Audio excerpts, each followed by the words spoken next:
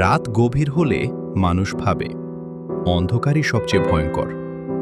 কিন্তু না, সবচেয়ে ভয়ঙ্কর অন্ধকার থাকে কিছু মানুষের মনে, যেখানে সম্মান নেই, মানবতা নেই, করুণা নেই। একজন নারী যখন রাস্তায় বের হয়, সে ভয় নিয়ে নয়, স্বপ্ন নিয়ে বের হয়। একজন মেয়ে যখন হাসে, সে নিরাপত্তা পাওয়ার অধিকার নিয়ে হাসে। কিন্তু যারা সেই হাসি কেড়ে নেয়, তারা শুধু একজন মানুষকে আঘাত করে না, তারা পুরো সমাজকে কলঙ্কিত করে।